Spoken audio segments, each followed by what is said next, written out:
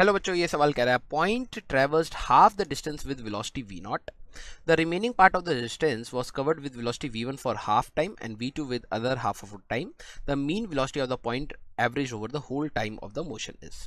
अब देखो, इन्होंने कहा है कि एक पॉइंट है हमारे पास, मान लेता हूं मैं ये दो पॉइंट्स के बीच में ये इस प्रकार से चल रहा है. जैसे मान लेते हैं यहां पर हमारे पास है सी पॉइंट, तो इसका मिड पॉइंट तक ये अगर मैं डिस्टेंस x कह रहा हूं, ठीक है, तो ये हाफ ऑफ द डिस्टेंस हो गया और ये भी हमारे पास हाफ ऑफ द डिस्टेंस हो गया, राइट.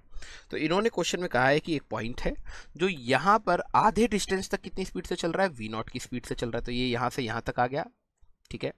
अब बाकी जो रिमेनिंग है इसमें ये v1 से चल रहा है फॉर टाइम कितना, t1 टाइम तक चलता गया, और फिर v2 की स्पीड से चल रहा है for other half of the time. तो टाइम को इन्होंने बराबर बराबर बांटा है. तो यहाँ पर हमारे पास क्या हो जाएगा, ये कुछ टी टाइम तक चला और फिर ये कुछ टी टाइम तक यहाँ पर चला.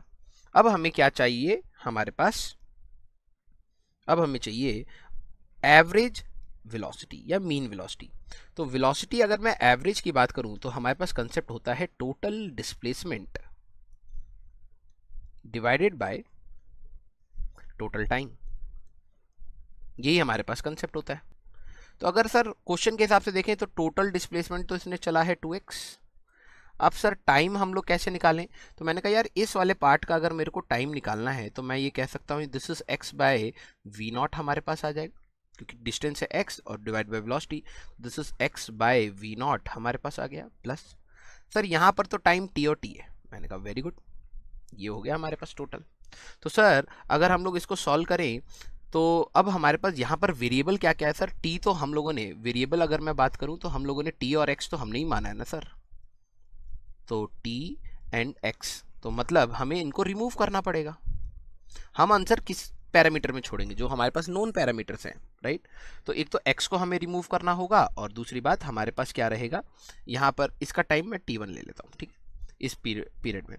तो हमें v नॉट v1 और v2 के टर्म में रखना है. तो क्या मैं b2c पार्ट की अगर मैं बात करूं, b2c पार्ट की, तो मैं ये कह सकता हूं v1 into T plus v2 into T.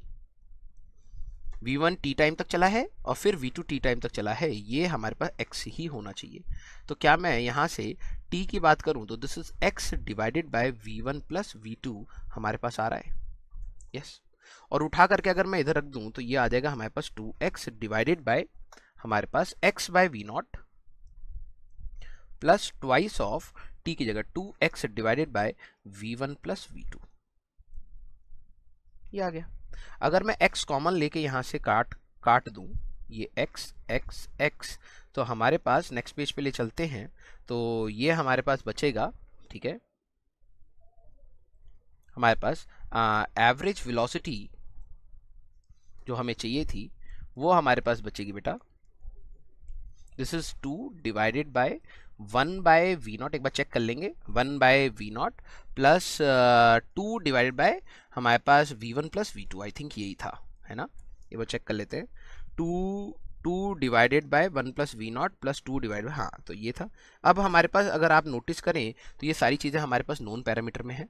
तो अगर आप एलसीएम ले लेंगे तो ये आ जाएगा 2 v naught into v1 plus v2 divided by यहाँ पे v1 plus v2 plus 2 v not. ये इस प्रकार से आपको मिलेगा, राइट. तो हमारे पास this will be the answer, खत्म. अब क्वेश्चन में अगर आपको न्यूमेरिकली डेटा दिया होता तो हम लोग न्यूमेरिकली डेटा से सॉल्व कर लेते हैं, ठीक है. तो आई होप बेटा आपको ये सवाल सही से समझ आ गया है.